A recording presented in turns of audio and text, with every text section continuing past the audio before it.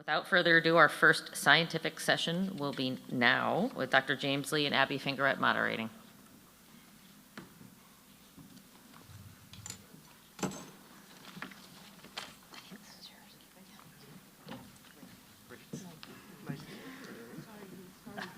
Dr. Kels was not kidding. It is quite bright up here. Good morning, everyone.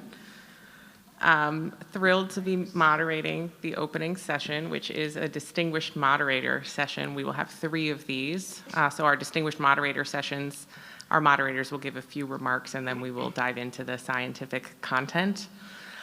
During the podium presentations, for those of you coming to the microphone to ask questions, please identify yourself, your institution, and whether you have any disclosures. Sorry about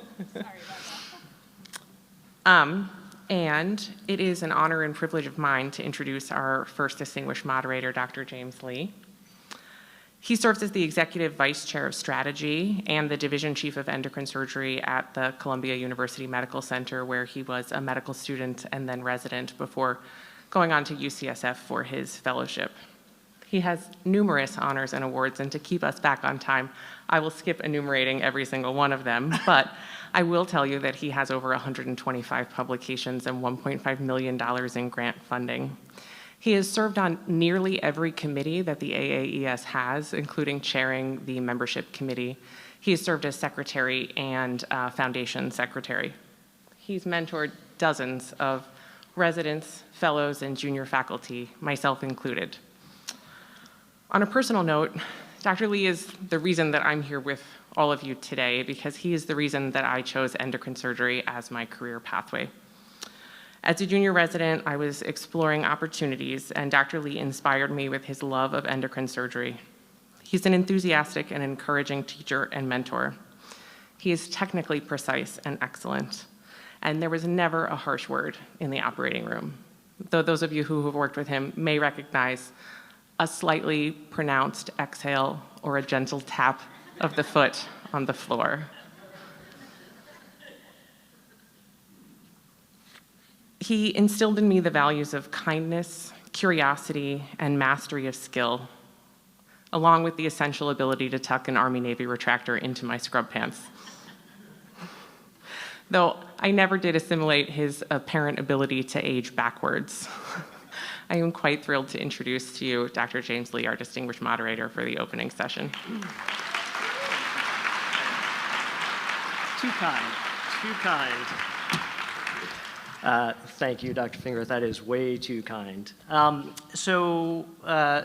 President Perengi, Program Chair Fingerette, thank you for the privilege of the podium. I have nothing to disclose. So a lot of medicine is like a pendulum, right? We start with this oversimplified certainty on one side that then oscillates between overcorrection in both directions until we eventually settle on this more nuanced, individualized approach. And this is what we may be seeing with parathyroidectomy. So back when Oliver Cope was laying the groundwork for parathyroidectomy, we did bilateral neck explorations on everyone. We had to because there wasn't really good imaging. But what he and others figured out was that about 85% of patients have a single disease gland, and so the vast majority of people don't need a bilateral neck exploration. So then in the late 80s and 90s, with the advent of high-resolution ultrasound and sestamibi, there was this sea change to doing focused explorations, which was made even more practical by the groundbreaking work of George Irvin and others on PTH. So I was an early convert. My group wrote a bunch of papers on the general awesomeness of 4D CT scans, and lots of us in this room gave talks touting the fact that focused explorations were less invasive than bilateral. In fact, they were minimally invasive, right? We talked about making smaller incisions, and from a complication standpoint, studies like this randomized trial from Anders found that while there was a slightly higher rate of temporary hypocalcemia in the bilateral group that almost always resolved within a couple of weeks, there was really no difference in the rate of nerve injury or permanent hypocalcemia. So focused was as safe, if not a little bit safer than bilateral neck explorations. Of course, you can do these as outpatient procedures, but what we really cared about was the cure rate, right? And so when you define cure as normal calcemia at 6 months, tons of studies will show you that the cure rate in expert hands is about 97 to 99% for both approaches. People also liked the fact that the focused approach was a little faster. Like many of you, we found that the focused operations take maybe are about 5 minutes faster than the bilateral exploration. And based on all of this, there was this tectonic shift in our field to doing focused explorations. But the pendulum swings, right? So when you look at this table a little bit closer, you can see that focused explorations, they're not overwhelmingly better than bilateral explorations. Maybe the incision's a little smaller, maybe a little bit faster. But what we're really saying is that it's just as good as the gold standard bilateral exploration. And still, just as good is still pretty great, right? But then data started coming out that looked at the long-term recurrence rate, like 10, 20 years out, and things didn't look nearly as rosy. So for example, Kelly McCoy and colleagues at UPMC looked at patients who had underwent unilateral exploration. They found that the long-term recurrence rate was almost 11% with a mean time to recurrence of 77 months. Similarly, Herb and his colleagues at UAB and Madison found that the long-term recurrence rate at the two institutions was almost 15%. At 10 years. So that's huge, right? Like that's telling us that 10 to 15% of patients who have a parathyroidectomy may need a second operation in their lifetime. And so what we should really be concerned about is the long-term cure rate, like 10, 20 years out. So the thing that made me really start to reconsider things was this very clever study done by our friends at the Cleveland Clinic, where they looked at the failure rate if you did a unilateral versus a bilateral exploration. So in this study, they looked at 350 patients who had a positive sestamibi ultrasound or positive sestamibi and ultrasound. They performed a unilateral exploration, removed the gland seen on imaging, checked intraoperative PTH, and then they did a bilateral neck exploration on everyone to see if there were additional abnormal glands. On unilateral exploration, they found a single adenoma about 80 to 90% of the time. They checked intraoperative PTH after taking out, fell about 90% of the time. So here's the interesting thing. So if the surgeon stopped at this point, about 18 to 27% of the time, they would have failed to remove additional abnormal glands that they would have found on bilateral exploration. In addition, about 11 to 20% of the time, they found two normal or two abnormal glands during unilateral exploration that forced the bilateral exploration. When they looked on the other side, about 9 to 14% of the time, they found additional abnormal glands. So here's the key take-home point, right? Not doing a bilateral exploration led to a failure to find additional abnormal glands at the rate of 10 to 14%, even when the IOPTH levels fell. And if you assume a focused exploration, if you assume a focused exploration, that rate goes up to about 15 to 21%. And in practice, this is what we see not infrequently. You take out the big gland, you look at the other side, and there are additional diseased glands. They're usually smaller, but still diseased. Occasionally, though, you find like an honest-to-God second adenoma, and very, very occasionally, you'll see this tiny little incipient adenomatous tissue that you know in about 10 to 20 years is going to come back as a recurrence. So how does this jibe with the long-term recurrence data? So in that UAB Wisconsin study, they found that at 10 years, really no difference in the recurrence rate between focused and bilateral exploration. But if you look beyond 10 years, the curves start to diverge significantly with many more recurrences in the focused group.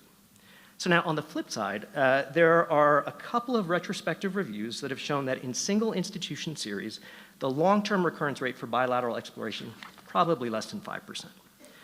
So when we look at the long-term cure rate, it seems pretty clear that the bilateral group likely has a higher success rate. So let's talk about operative time again. Sure, the operative time is a little shorter for a focused parathyroidectomy in most cases, but this doesn't take into account what happens when the PTH levels don't fall and you have to go back into the neck.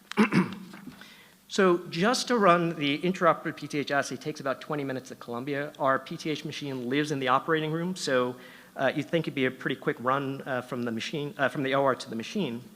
But more often than not, it's like one of those old family circus cartoons where Billy has to go from point A to point B. Thanks for laughing at that. Carrie remembers these cartoons.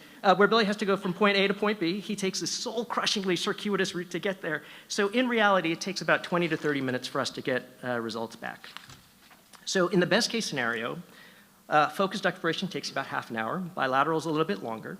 But just remember, 10 to 15% of the time, you're going to have to do a re-exploration of the other side.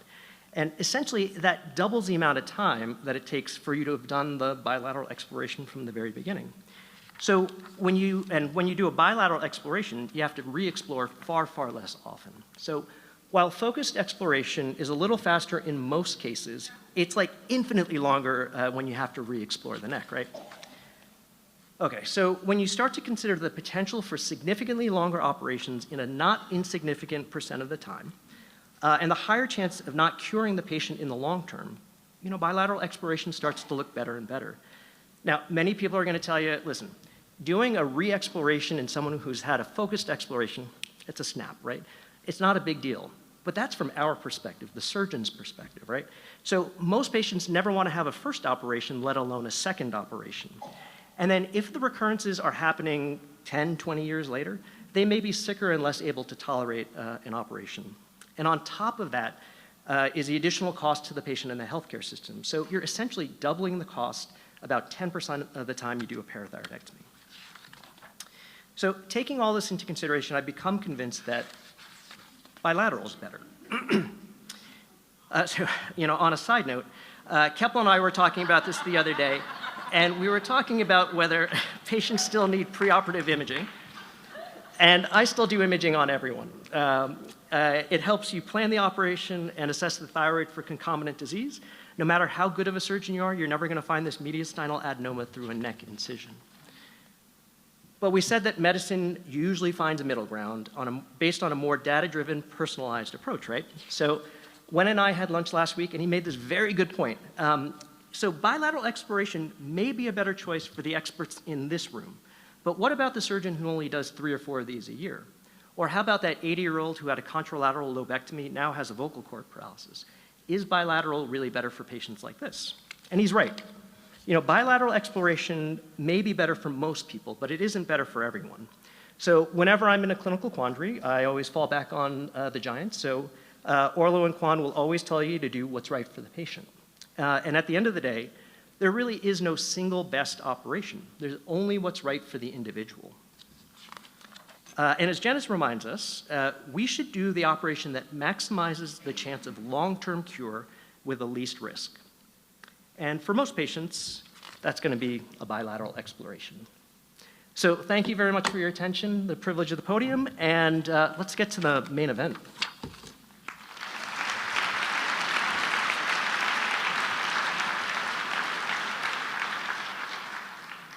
Thank you, Dr. Lee. Not allowed to moderate?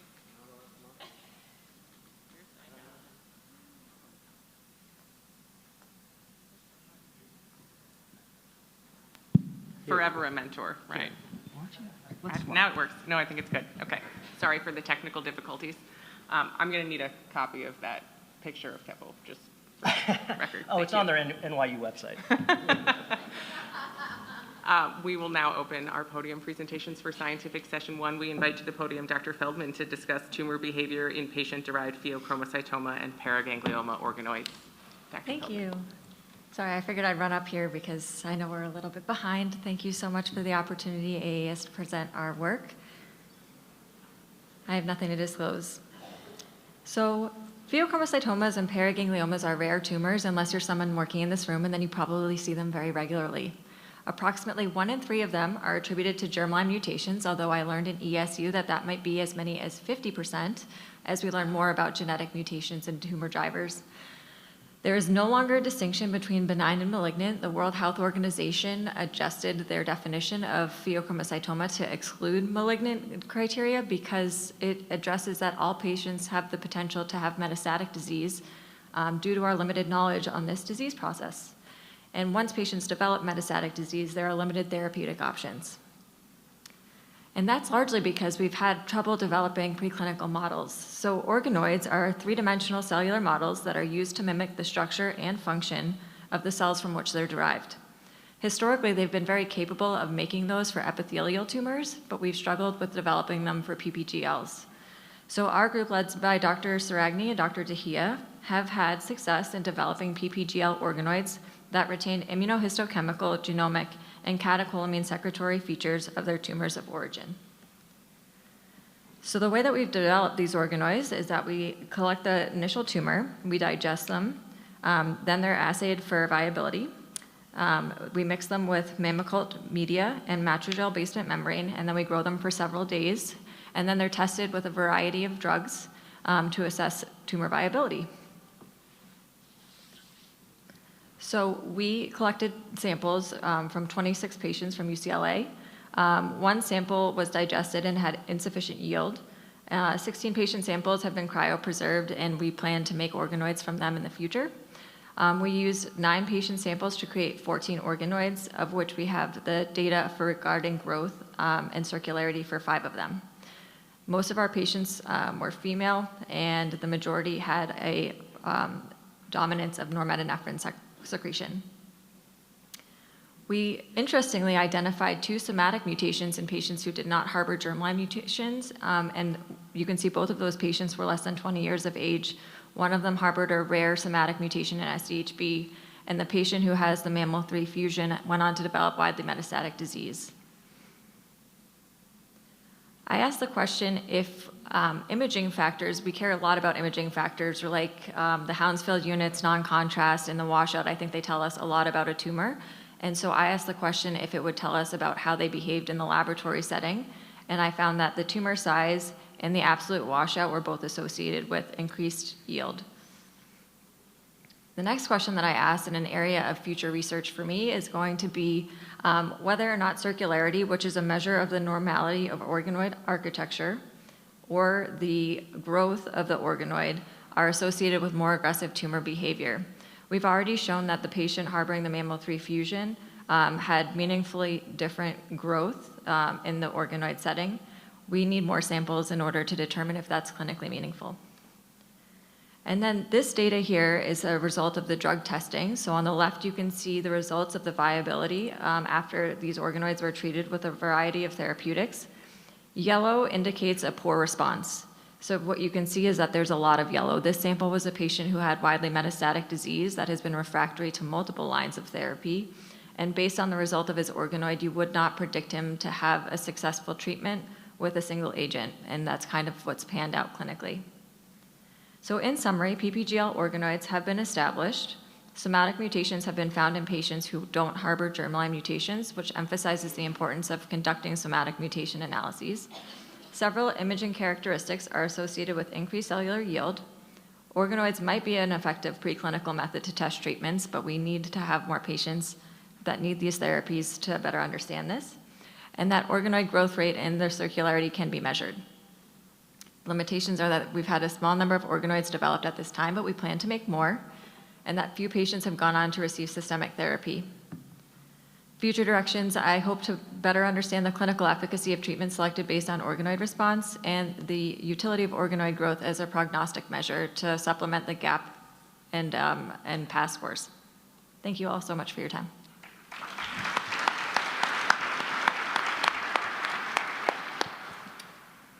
So this paper is now open for discussion. Just as a reminder to the people asking questions, please introduce yourself and your institution. I don't think her mic's on. I can hear you now. Yep.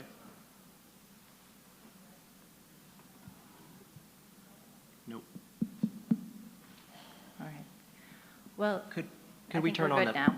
Oh, Yeah. okay. There we go. Hi, Dr. Wachtel. Hey, Heather Wachtel, University of Penn. Thanks for this great work. I think this is incredibly important, as one of the limitations in working in pheochromocytoma and paraganglioma is the dearth of good mouse models, murine models, and other in vitro assays.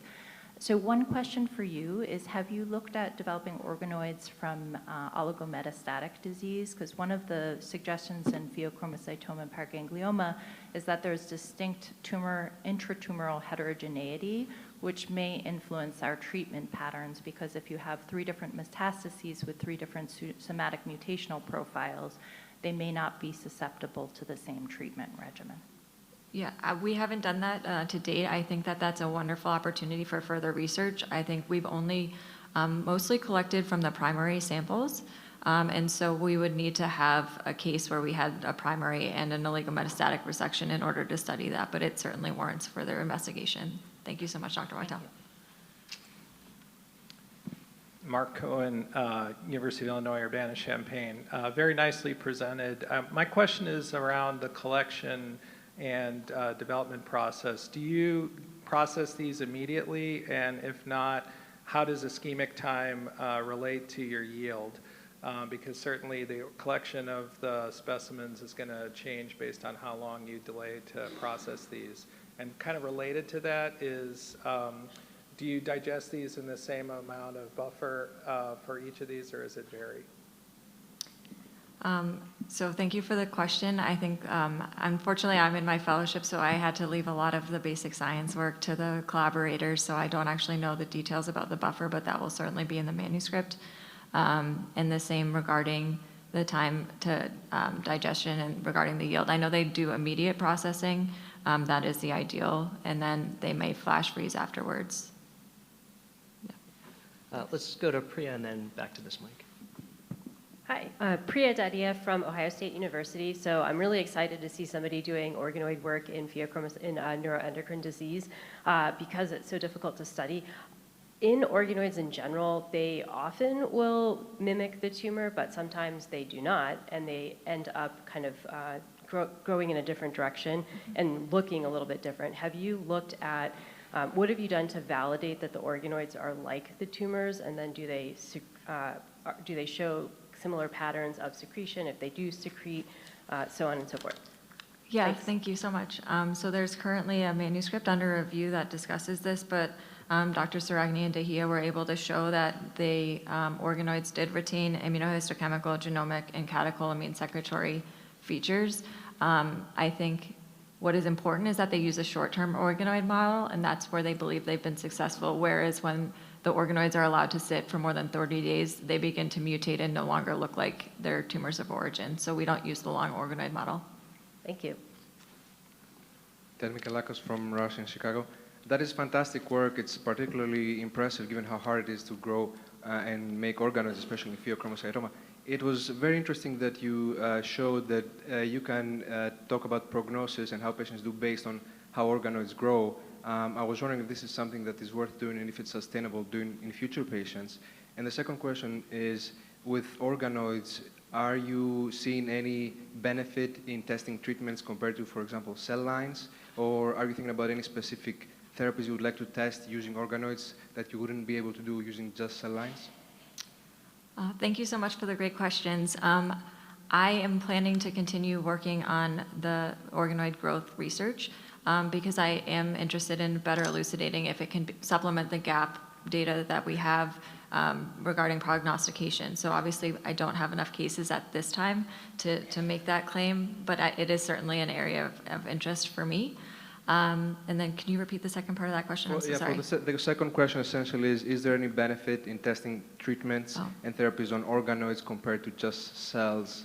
Are you looking at particular things like architecture of the tissue, specifically in organoids compared to cells that would be better media for testing new therapies? Right. So I think the benefit of testing in organoids is that they can test, hundreds of therapies quickly. So that is making them, easier than the murine models. You don't have to wait for a mouse to grow, and then you can only test one therapy on a mouse. And regarding the cells, I think the architecture is important in determining viability afterwards. So it does help with that. Thank you. Sorry, gentlemen, I think we're going to have to cut this one off. Okay. Thank you all so much.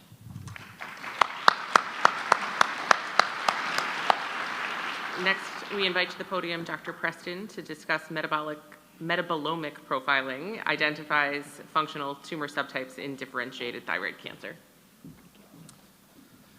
Well, thank you very much. I'm flattered you call me doctor, but unfortunately still an MD, PhD student, so thank you. Thank you so much for the privilege to speak today, especially as a trainee and somebody pursuing the career as a surgeon scientist. It's a huge opportunity to speak here, so thank you. And thank you also to the manuscript reviewers as well, as you all provided very important feedback. I'm really excited to present some of our work regarding thyroid tumor metabolomics. So what is metabolomics? Some of you all may be familiar with this term, but as we all learned at some point in our education, the central dogma of molecular biology is that DNA makes RNA, which makes protein. The forgotten end of that, though, is that proteins often participate in enzymatic reactions and change the levels of metabolites. And so the reason I get super fired up about metabolomics is that it gives a real-time readout of central dogma and can give you an active look at what is actively happening.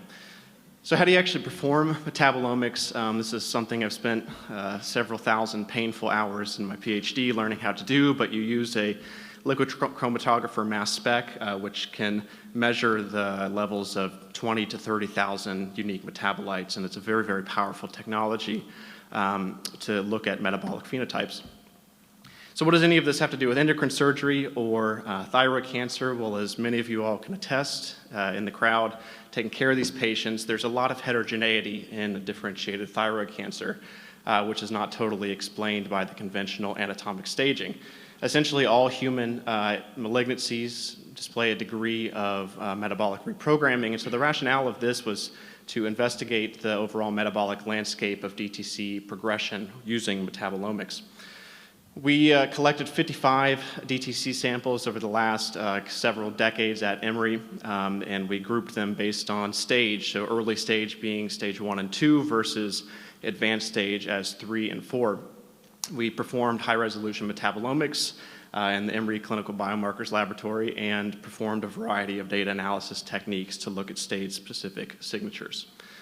So the first thing I want to call to your attention is that advanced DTCs undergo a sort of global metabolic reprogramming. As you can see in the volcano plot there, 10% of all of the features were actually either up or down regulated, which having done a lot of these studies, that's a pretty dramatic number. So there's a definite phenotype of reprogramming. But of all of those 17,000 or so metabolic features, what actual pathways were upregulated was, you can see on the right side of graph, a lot of the pathways that changed were regarding fatty acid metabolism, nitrogen metabolism, and amino acid metabolism. But what about specific biomarkers? What we found is, there's a large number there in the graph on the left, but a few I'd like to call to your attention that drives home the point that advanced stage DTCs seem to prioritize growth over differentiated function as evidenced by these metabolites. First, GMP, which is a nucleotide, which is indicating a high degree of nuclear turnover, SAH or S-adenosyl homocysteine, which is indicating epigenetic remodeling and methylation flux. But then some were actually downregulated. We were interested to see adrenaline was downregulated in these advanced stage tumors, which is thought to be a marker of thyroid tumor differentiation. So this indicates a degree of dedifferentiation. So I'm not able to discuss every single one of these metabolites, and all the details will be available in the manuscript. We kind of put this together in a global model, looking at all these, in that early stage DTCs seem to be characterized by intact homeostatic and adrenergic signaling, but ultimately abandon this as they go to advanced stages and undergo immunovation and a degree of adrenergic suppression. Secondly, there's a loss of mitochondrial efficiency with shunting of key resources to the nucleus. Third, there's a lack or a loss of epigenetic stability, and there's a flux of nucleotides. And then finally, we did find some evidence for external membrane reprogramming likely to prepare tumors for metastasis. So again, the main findings is that there is a distinct metabolic phenotype which you can measure via metabolomics of advanced stage DTCs. This is characterized by adrenergic suppression, bioenergetic collapse and resource shunting, nucleotide and methylation flux, and invasive membrane remodeling. What does all of this actually mean for you as endocrine surgeons? Well, I think the exciting thing is would be potentially externally validating this and see if this is not just a character or phenotype of local disease, but actually could it predict recurrence and guide the extent of precision surgical management. So with that, I'd like to thank the wonderful group at Emory that I have of collaborators and mentors. It's very fun to give this presentation, but this represents decades of work in surgical care, especially Dr. Zabo Yamashita, Sharma, Saunders, and Weber especially, and then all of my mentors in my lab as well. And with that, I'm actually a University of Kentucky alumni, so my kids, for better or for worse, will be watching Kentucky football every Saturday for the rest of their lives. Here's our son at Keeneland last fall, but I'll take any questions. Thank you.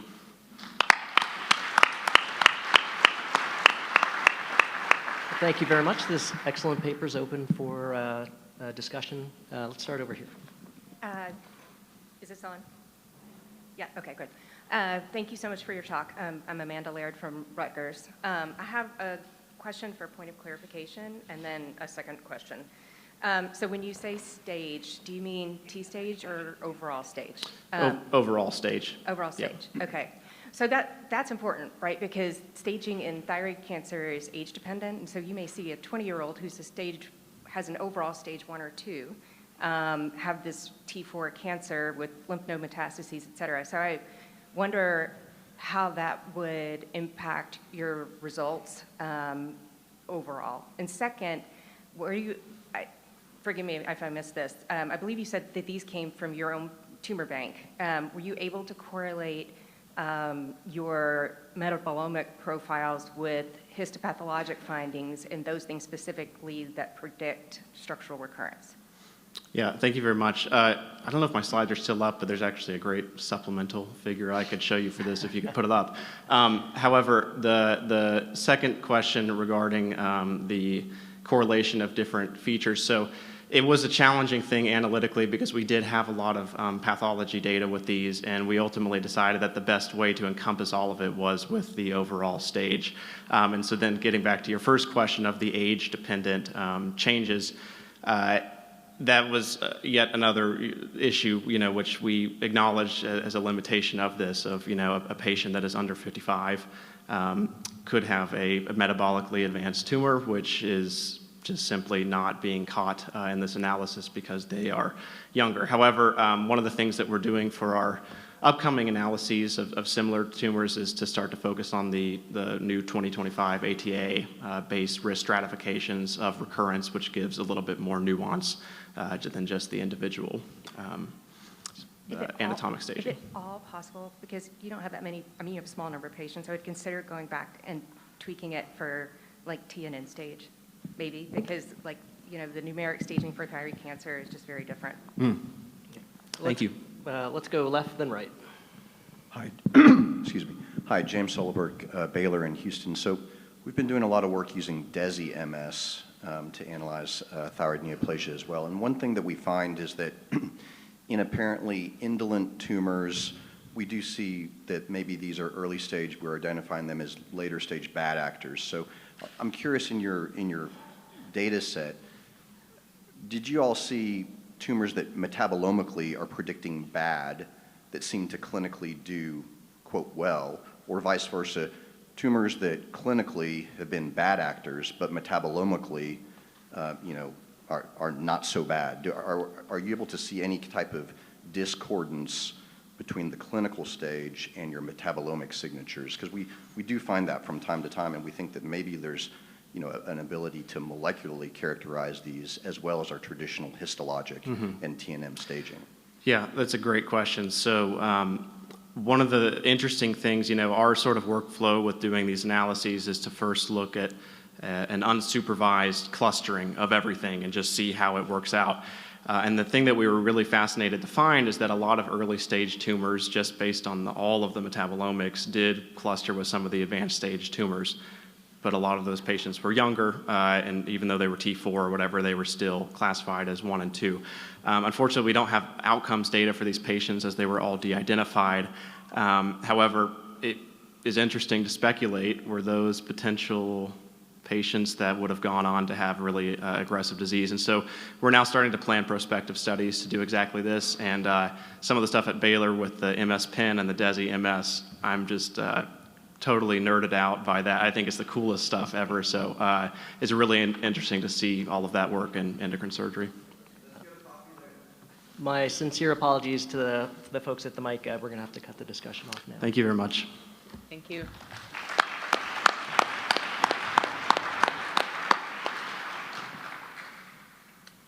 Our next paper, A Little Bird Told Us, Parakeet Testing Saves Time, Money, and Parathyroids, presented by Dr. Desir.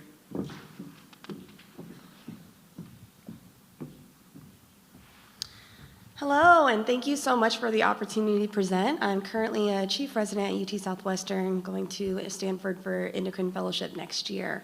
I'll be presenting on behalf of Baylor College of Medicine as well. We have no disclosures. Forgive me for some participation, but quick show of hands, how many of you use OR frozen sections to confirm parathyroid tissue in thyroid or a parathyroid surgery? Wonderful. And how many of you have ever wondered the cost and time associated? Yeah, we did too, and that's what really inspired this study. A frozen section is widely used but comes at a cost, both in time and resources. It can take often over 20 minutes to hear back from pathology, costs up to $3,000 per specimen according to CPT code billing, and requires on-site pathology, which is not universally available. This situation welcomes a potential opportunity for change. Parakey is a novel point-of-care assay that provides biochemical confirmation of parathyroid tissue by antibody detection of parathyroid hormone protein in about 60 seconds, without relying on pathology infrastructure and at a substantially lower cost. Of note, this product is not yet FDA cleared, but it is currently undergoing the FDA approval process, and prior work from our group demonstrates a sensitivity of 98.2%. One may wonder, how does it work? It's very similar to a pregnancy or a COVID test. You perform an FNA of the suspected gland tissue. You aspirate all the running fluid into the same syringe. You dispense it onto the cassette, and you get positive results within 60 seconds. So our study objective was to evaluate the economic and operational impact of replacing frozen section with Parakey. We hypothesized that this replacement would increase cost savings, OR time saved, and overall operating room capacity gained. We performed a probabilistic Monte Carlo simulation comparing frozen section versus Parakey. We did a one-way, two-way, and global sensitivity analyses, including partial rank correlation coefficients. Our simulated variables, the ones that had the largest variation, included OR cost per minute, frozen section associated operative delay, frozen section pathology cost. Our fixed variables included processing time, kit cost, annual case volume, and mean operative duration. Some of the people in this room may wonder, what is a Monte Carlo simulation and why did you use it? It is a model that captures real-world variability. It models uncertainty using validated probability distributions and simulates thousands of clinical scenarios. We use Monte Carlo simulation because many of the key inputs, such as OR cost per minute, frozen section delays, and operative duration, vary widely between institutions. This method allows us to model thousands of realistic scenarios rather than relying on a single average value, making the results more generalizable and more reflective of real-world practice variation. We found that Parakey resulted in savings of approximately $1,500 per case that would have utilized frozen section. Importantly, these savings were primarily driven by reduced operative time over simply the elimination of pathology costs. At an institutional volume of 300 cases utilizing parathyroid frozen section per year, this translates to nearly $375,000 in annual savings and about 9,000 minutes of OR time freed. That's 146 hours the operating room would have back to potentially help more patients. We also performed a sensitivity analysis where findings were robust across all scenarios, even under conservative assumptions. Let's say you have a 20-minute response time, low OR cost of $36 a minute, Parakey still remained cost savings. Furthermore, our true savings are likely underestimated. Pathology overhead is not included, as that is nearly impossible to compute with billing variations between institutions. Also, as we all know, there can be many changes between transport and staffing variabilities in addition to other general OR inefficiencies that contribute to operative time. So for who would this be the greatest impact? In general, this technology would have the greatest impact in cases that benefit from frozen section first and foremost, particularly when tissue confirmation is the rate-limiting step to continue, and places where there isn't an on-site lab to process, such as rural hospitals and ambulatory centers. The greatest time-saving scenario is not during a directed parathyroidectomy with on-site IOPTH, but instead, let's say you're in a reoperative neck to perform a completion thyroidectomy for cancer. You're coming to the end of the case and you come across some tissue and you're uncertain. Is it a lymph node, parathyroid, is it brown fat? You would utilize the Parakey assay, get your response in 1 minute, perform your auto transplant, close, and go about your day. So in conclusion, Our hypotheses were correct. Through this model, utilizing parakeet as a replacement for frozen section increased cost savings, OR time saved, and capacity gained. Furthermore, it has the potential to expand access to care. But most importantly, this presentation isn't about this not yet FDA-cleared product. It's about challenging us to rethink how we value safe technologies that meaningfully reduce operative room time. Thank you so much for the opportunity to present. I'm happy to take any questions.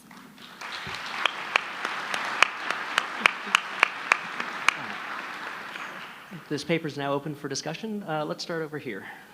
Paul Gager, Ann Arbor. And thank you, Dr. Desir, for bringing this. It's really exciting. Very practical question. In that last scenario you're talking about where you might have some central neck tissue and you want to make sure that's a parathyroid before you transplant it. It seems that since this is an aspiration-dependent technique, there's probably some small size of tissue at which that's difficult to do, and you increase your false negative rate. Can you tell us your experience with that? For sure. From my understanding, we have tested it in many ways. The formal testing should be performing the full FNA of the tissue. However, in small sample sizes that we've tested, even just touching the needle to the tissue has still been able to provide a positive result. That's fantastic. Thank you for your question. Let's go to Kwan and then Jen over there. Kwan Du from San Francisco, a very interesting study.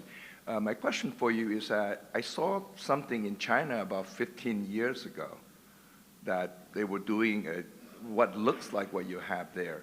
So is this the same thing that's been around for a while, but not FDA approved, but has been used in China for a long time? And the second question for you is whether or not there's some quantitative or semi-quantitative relating to the question that was just asked, meaning that are you looking at PTH level in the hundreds or in the thousands? Because it looks like it's a yes or no test, correct? Correct. So thank you. Oh, continue. Well, anyway, just the first part of the question. So for the first part, thank you for your questions. For the first part, I am not sure if this is the same one. There are many parathyroid hormone assays. This is the one that's been tested specifically so far at UT Southwestern and Baylor College of Medicine, but there are many similar assays out there. In regards to your second question, it is not a quantitative study, it is qualitative. So the way that it becomes positive is just simply by recognizing the antibody to the protein rather than the actual number of how much is in that tissue. But do you know where the threshold is? The threshold, I'm not sure. From my understanding, it's just the matching. I don't know if Dr. Yeah, Grogan... meaning that when you do the PTH aspirate, Yes. usually it's going to be in the thousands for the routine stuff. But sometimes if you do washing, it could be in the hundreds. So. Ray, we'll allow it. Oh, sorry. Ray Grogan from Baylor College of Medicine. There is an assay in China that's exactly the same assay, just to answer that question. We obviously don't have it here. And the threshold is currently set around 70. So that's what it's detecting, but that can be changed and modified. And it currently is just a yes-no answer. We are working on the more quantitative version of this as well, though. Thank you, Dr. Grogan. Jen?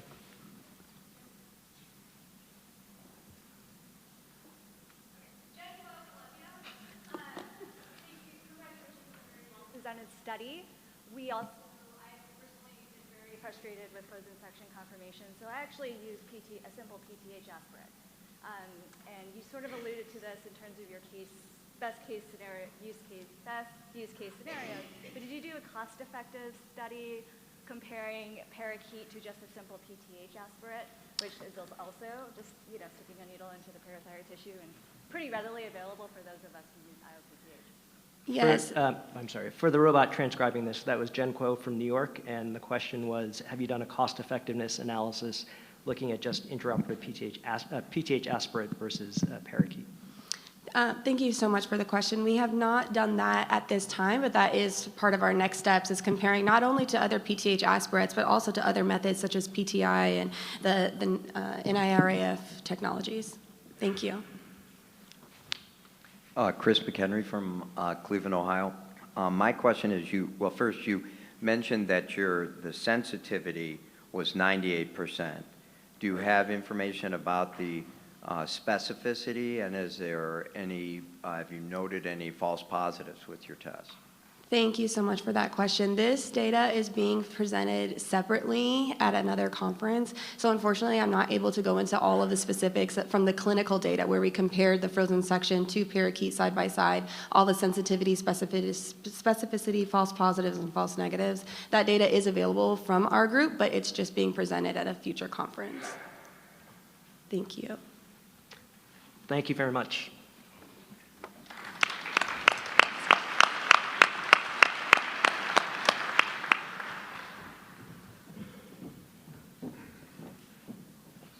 Next, we invite to the podium a representative from our host institution, Dr. Robson Chase, discussing human versus artificial intelligence decision-making for radioactive iodine use in differentiated thyroid cancer. Good morning, I'm Marina Robson Chase. Welcome to Lexington. We're so excited to have you all here. The authors have nothing to disclose. Over the past few years, there's been an explosive interest in AI and specifically large language models, or LLMs. Many of these LLM platforms have promised to improve the care delivered to patients and make lives easier for physicians. They promise things like synthesizing academic literature and providing evidence-based answers to clinical queries. So we asked, how do these recommendations from these commercially available LLMs compare to physician recommendations? In our proof of concept study, we compared the recommendations from 4 LLMs, which were Doximity, GPT, Google Gemini, Open Evidence, and Consensus, to those of our institution's physician recommendations, including our tumor board, regarding the administration of RAI for patients with differentiated thyroid cancer. We sequentially included 100 patients who underwent a total thyroidectomy and were diagnosed with differentiated thyroid cancer. We provided the demographic, clinical, and pathologic details to each of our 4 LLMs using a standardized script. Then we compared the recommendations from our physicians at our institution, our 4 LLMs, with our estimated RAI benchmark rates. In our proof of concept study, we estimated some benchmark rates according to the ATA 2015 risk stratification based on expert opinion and literature review. We estimated that 10% of low-risk patients, 50% of intermediate-risk patients, and 90% of high-risk patients might appropriately receive RAI if best practices were followed.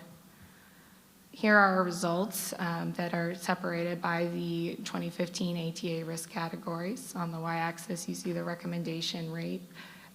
The orange bars show our estimated benchmark rates, and the values that are starred are those that statistically differed from our estimated rates. In our low-risk category, the physician and Google Gemini recommendations varied significantly from our benchmark. In our intermediate risk group, our physician and Doximity GPT recommendations were also significantly exceeded the benchmark.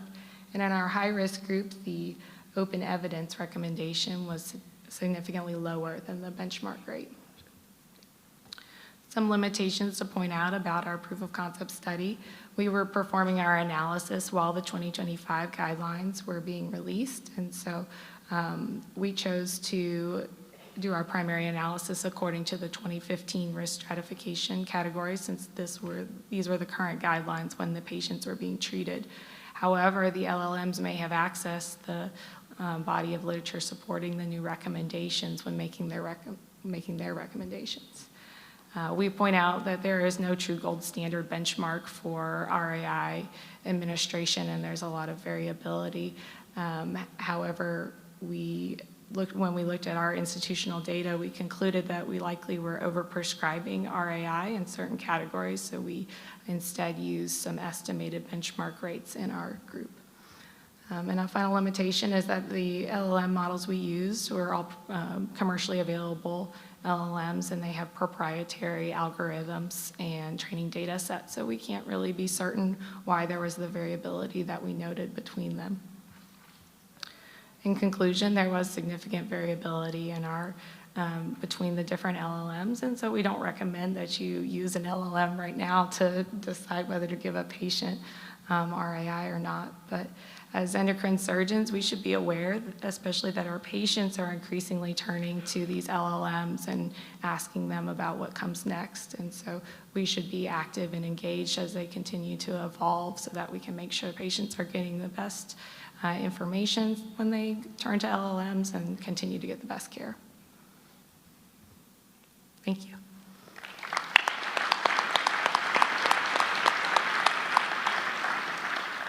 Thank you. This paper is open for discussion. Dan Michalaks from Chicago.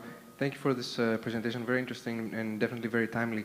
I was wondering, for your LLM models, when you were using them, did you just let them run wild, or did you give them some instructions? For example, I've noticed in those LLMs, if you feed them a PDF of the guidelines, then they can improve dramatically in the recommendations that they give you. Was that something that you did, or you just let it run? So we delivered standardized information to the LLMs and used a standardized prompt that we provided each of them, but we didn't provide them any guidelines or say, use the ATA recommendations. We did let them run wild. Yeah, this may be an idea to do, because this also will decrease and improve the variability between each model. And since you're using this as benchmark, then maybe it's a good idea for further studies. That's an awesome idea. Thank you so much. Dr. Schneider, I think. Hi, Dave Schneider, University of Wisconsin. Thanks for the study, very interesting research. I think that there's a lot of variability in terms of what we as providers probably recommend in terms of radioactive iodine. And, it's a discussion with the patient and their priorities. I'm wondering if the prompt could include or did include any of the patient's priorities or what they value in terms of helping them make a decision. Thanks. Absolutely, great question. The prompt did not include that, so that's definitely something that should be incorporated in future iterations. Dr. Robson-Chase, excellent paper, well presented. I'm curious, was the question to the LLM a binary yes/no, or did you ask anything specifically about dose of radioactive iodine? We did a binary yes/no, and then a lot of the LLMs provided equivocal answers, and so we would reprompt up to 3 times, and we also looked at kind of how equivocal were the LLMs, how much did they hedge. We did initially collect some dosage information, but we had our small sample size there was not enough to perform a statistical analysis kind of on the doses. Thank you.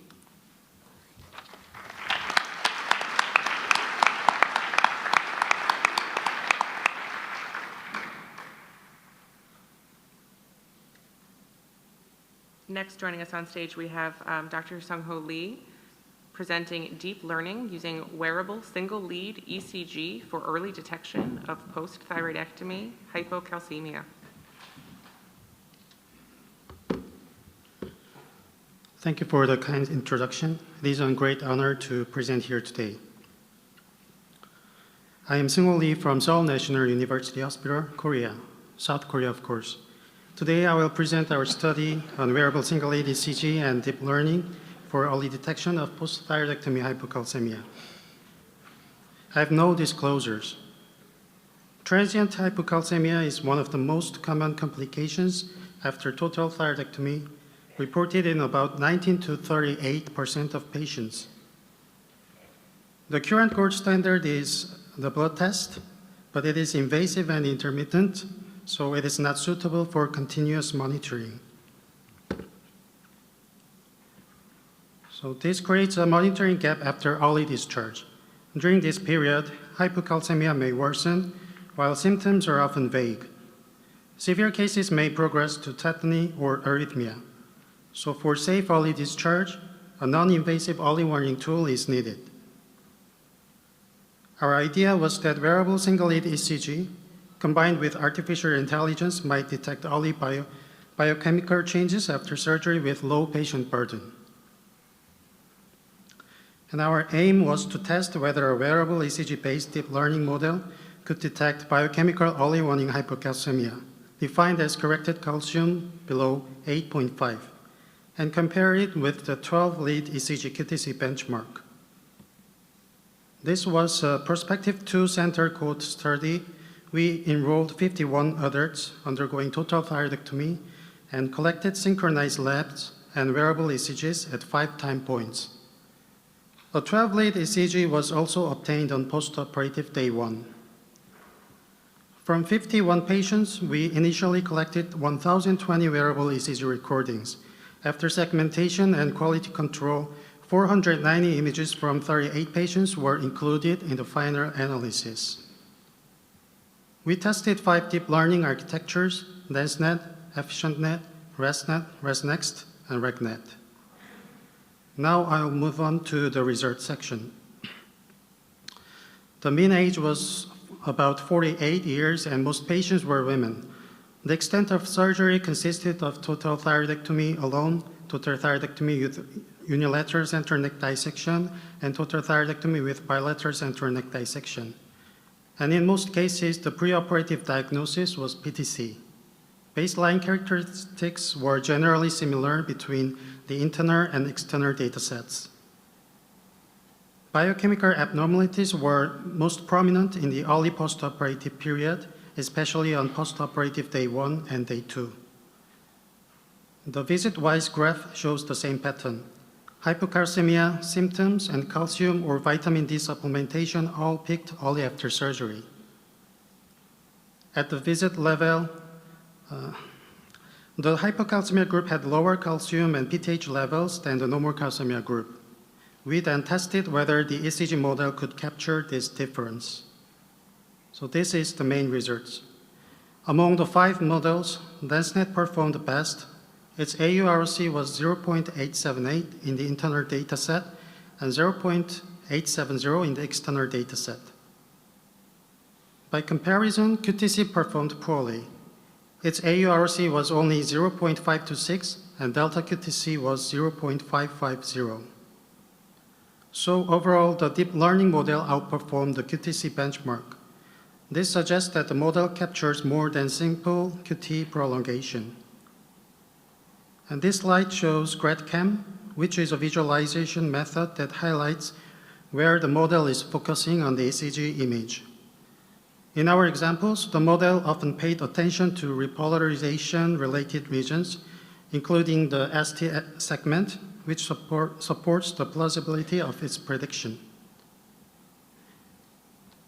In summary, we developed a wearable single-lead ECG-based deep learning model for detecting post-thyroidectomy hypocalcemia. DenseNet showed good performance in both internal and external validation and outperformed QTC. This was a proof of concept study. Limitations include small sample size, strict exclusion criteria, and validation with only one device. Larger multi-center studies are needed before clinical implementation. Thank you for your attention, and I'll be pleased to answer any questions.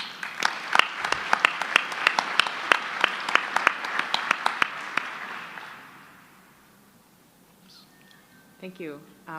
Very well presented. Yes, thank you. I'm curious how what your plans are to implement this in a clinical fashion. Is there a way to program it to set an alert for the patient to call you or take calcium? What is your next step? Thank you for your great comments. So it could be used as a remote postoperative screening layer. Patients could record serial smartwatch ECGs after discharge, and a high-risk model output could trigger confirmatory blood testing, earlier clinical contact, or review of calcium management plans. The present study does not justify autonomous treatment decisions, but it does support the feasibility of a scalable, non-invasive monitoring strategy. So this algorithm would somehow like an alert some high-risk patients to go to like a clinic after discharge. Thank you for a great question. Thank you. I didn't see who was first. Yes. Nancy Perrier from Houston, Texas. Thank you for that work. I hope you have an idea of having this also available for children Because if this could totally replace blood draws in that particular population of early thyroidectomy, it would be a tremendous asset to the clinical environment, right, for looking and predicting. In your current study, have you seen any difference in whether this would work in children versus adults, or have you seen any changes that would make you think it wouldn't? Okay, thank you for the valuable comments. And in our study, we just enrolled the whole patient is like adult patients. There was no children patient. So as you said, for children, it's very painful with blood tests. So in the future study, we have to include the more extensive cohort, sure, including children or other patients with arrhythmia also, and someone taking QTC medications. Thank you for your comments. We look forward to your future work. Thank you. Yeah, Dr. Ju? Wonderful study. I congratulate you for doing it and for bringing this to us. And I just want to remind everybody that places in Asia, especially in Korea, these things are really way more advanced than what we're doing here. Question I have for you is that you use this to basically in real time seeing whether somebody may have hypocalcemia. And I have a couple of questions. One is that you probably know certain patients are higher risk than others, and there are other AI prediction models that people use using clinical data just upon discharge to know whether the patient is high risk versus low risk. I mean, we here usually use postoperative PTH, for example, to use that prediction. Did you try to correlate some of these things aside from just straightforward using the wearable?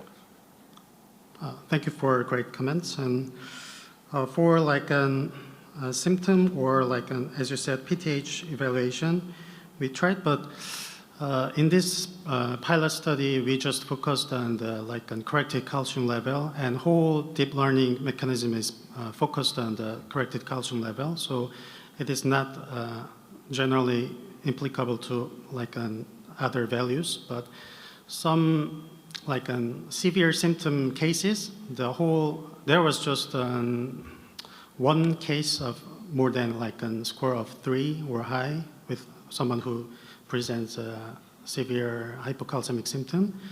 But whole deep learning models predicted that case with a hypocalcemic case, but in our pilot study, the severe and severe hypocalcemic patients is very low, so it is impossible to make a deep learning mechanism. I think we have time for one more question on this paper. Hi there. Can you? Okay. Alex Flares with Texas Tech, El Paso. Thank you for this excellent presentation.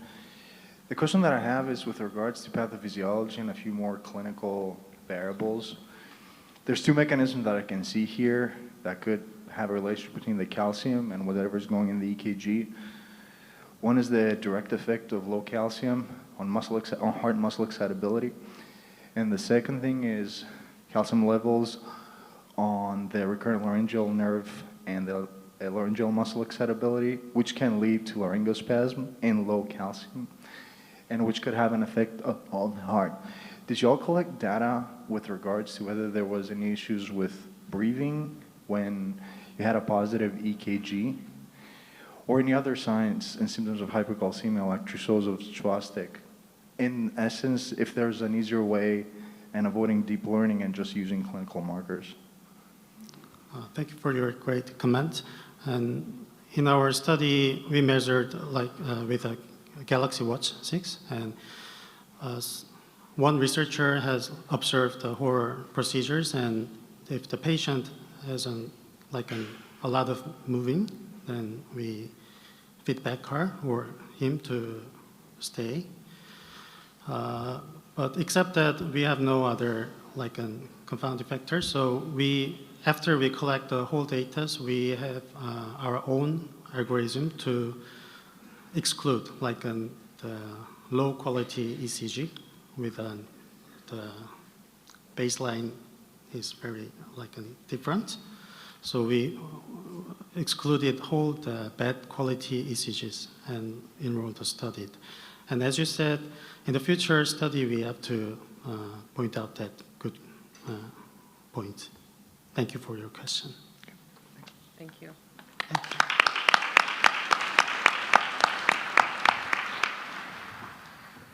Our final paper of the opening session is a multi-center experience of radiofrequency ablation for toxic thyroid nodules, peri-procedural management and short-term outcomes, presented by Dr. Rajbar. Thank you to the AES for this opportunity. I do realize that I stand between you all and lunch, so I'm going to try to make this fast. All right. I have no disclosures. Radiofrequency ablation is increasingly used as a minimally invasive alternative to surgery or radioactive iodine for toxic thyroid nodules. Prior studies have reported high rates of biochemical response, typically between 70 and 90%. However, most of these studies focus on the initial response, and the durability of treatment over time remains less well-defined.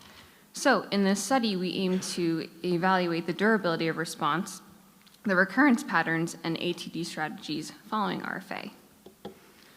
We performed a multi-center retrospective cohort study among 2 academic centers, and our study included 43 patients. Our primary outcome was to assess a durable biochemical response, defined as normalization of TSH without the use of antithyroid medications. And secondary outcomes included recurrence patterns, emergency department visits related to thyrotoxicosis, and volume reduction over time. We also reviewed peri-procedural ATD management. Of course, we understand that energy delivered per ml of tissue is vital to how successful the procedure is, but unfortunately we did not have all of that information. And then we evaluated TSH values at 3, 6, and 12 months to characterize the timing of recurrence. So we found that 79% of patients achieved a durable biochemical response. However, 21% developed persistence or they had recurrent hyperthyroidism. So importantly, this was not an immediate failure, and 2/3 of patients actually became euthyroid and then they recurred. So, as shown in this graph, recurrence actually increased over time, increasing to about almost 30% by 12 months. We also had additional failures even after 12 months, but we had incomplete follow-up, so we didn't include that in this graph. But the key takeaway here is that recurrence is often delayed rather than just an early treatment failure. So on this slide, each point represents a treated nodule. The x-axis, you will see, shows baseline nodule volume, and the y-axis shows percent volume reduction at last follow-up. So the open circles represent patients who had a durable chemical response, and the orange dots represent those who had recurrent hyperthyroidism. And so the cluster that you can see on the top left is actually those who had a very large volume reduction, while the cluster closer to the line where it says 0 or that goes below 0 are those who had like very little growth or even no growth, or actually they grew. So volume reduction was actually higher in the recurrence group, and at first glance you may think that the patients who had poor volume reduction towards the bottom of the graph are the ones that recurred. That just kind of makes sense, and that's partially true. But what's more striking is even that the patients who had substantial volume reduction, many that were above 70%, were still associated with recurrence. So, although volume reduction is nearly equal in both groups, it doesn't reliably separate the patients who actually will remain euthyroid and those who will recur. This suggests that the structural response alone does not necessarily reflect a complete functional ablation. Our study had several limitations. First, of course, a small sample size, which would limit our ability to identify predictors of recurrence. And second, it's a multi-center retrospective study, so there was no standardized RFA protocol, and the outcomes are based on the operator technique and experience. However, I think this actually increases our external validity of our data and the real-world application. And finally, of course, as I had mentioned earlier, our energy delivery was not consistently available. So that was another limitation we had. So to conclude, RFA is an effective treatment for toxic thyroid nodules, achieving at least almost 80% of a biochemical remission, and find that one out of 5 patients develop persistent or recurrent hyperthyroidism, mostly after an initial period of success. Volume reduction does not reliably predict biochemical cure, which suggests that complete functional ablation may not always be achieved, and highlights the importance of continued longitudinal surveillance after RFA, even in those patients who initially normalize. Thank you.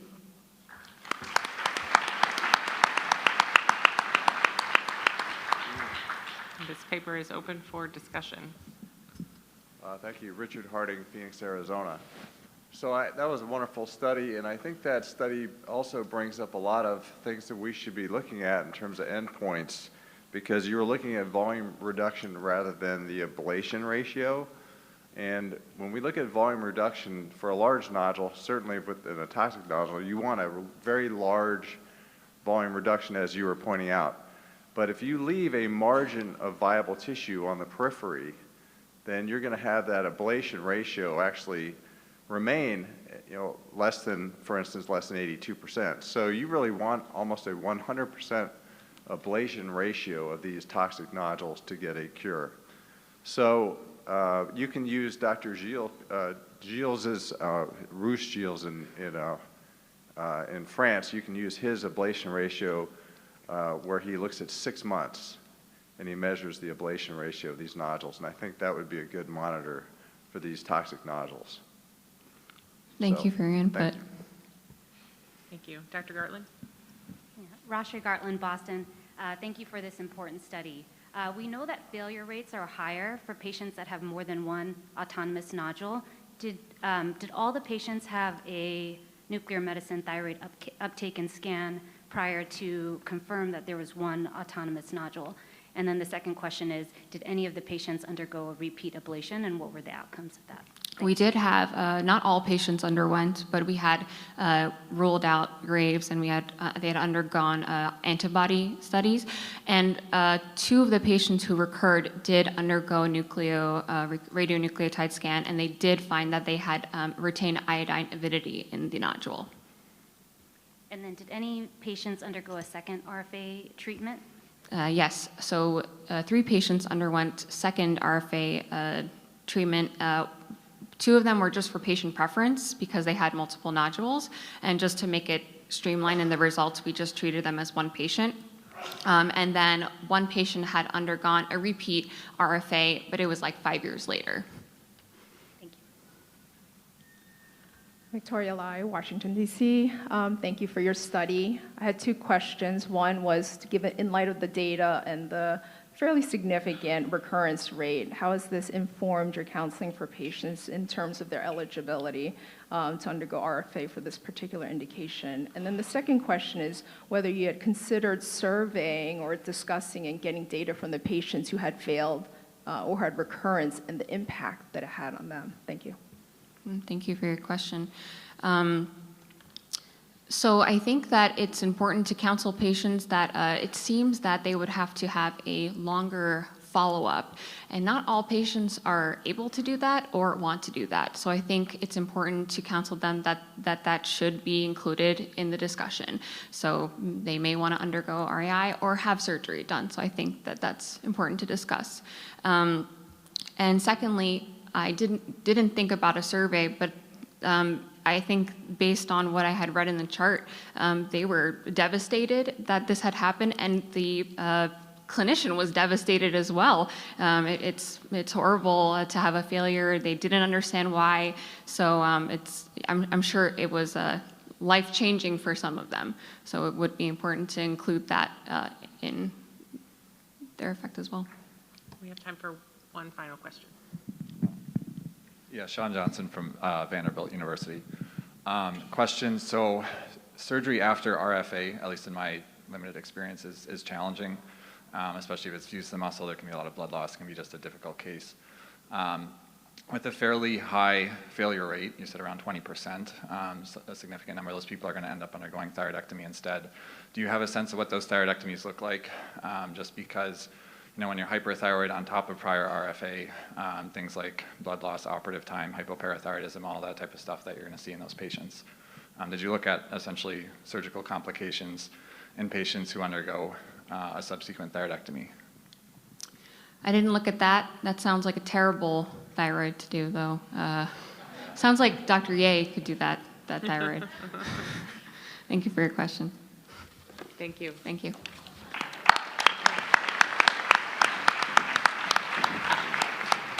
Before you jump up to have lunch, that concludes our morning scientific session.